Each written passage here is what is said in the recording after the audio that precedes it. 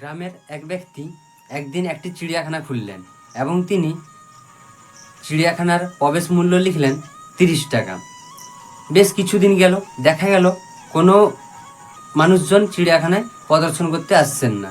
তো তিনি স্থির করলেন তাহলে চিড়িয়াখানার প্রবেশ মূল্য কমিয়ে 20 টাকা করবেন। 20 টাকা করেও কোনো লাভ দিল না, তো সেই একই অবস্থা। তো তিনি ভাবলেন তাহলে 10 টাকাই করে দেওয়া যাক। তো চিড়িয়াখানার প্রবেশ মূল্য 10 টাকা করলেন, কিন্তু তাতেও কোনো লাভ হলো না। তো এরকম বেশ কয়েক মাস যাওয়ার পর তিনি মনে মনে একটা ফন্দি আঁটলেন এবং তিনি ভাবলেন যে প্রবেশ মূল্য তিনি ফ্রি করে দিবেন। তো যেই না তিনি প্রবেশ মূল্য ফ্রি করে দিয়েছেন, দেখা গেল লোকের ভিড়, অর্থাৎ লোকজন চিড়িয়াখানা দেখার জন্য সবাই উপস্থিত হয়েছে এবং চিড়িয়াখানা একদম লোকে লোকান্ন হয়ে গেছে।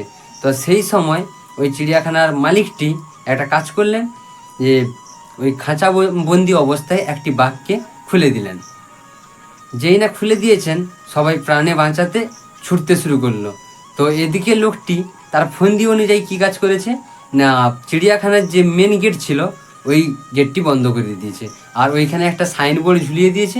ওইখানে লেখা ছিল যে ঢোকার জন্য তো ফ্রি ছিল ঠিকই, কিন্তু বেরানোর জন্য কিন্তু তাদেরকে 500 টাকা দিয়ে বেরাতে হবে। যদি কেউ বেরাতে চান তাহলে 500 টাকা দিবেন, এই কথাটা লেখা আছে।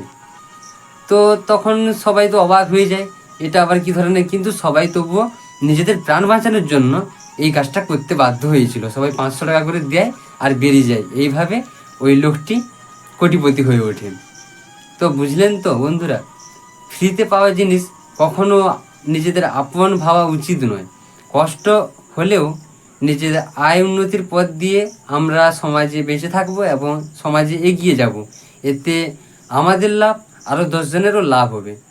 আর আমরা যদি ফ্রিতে কোনো কিছু চাই না, ওইটা বেশি দিন টেকসই হয় না, অর্থাৎ টিকে থাকে না।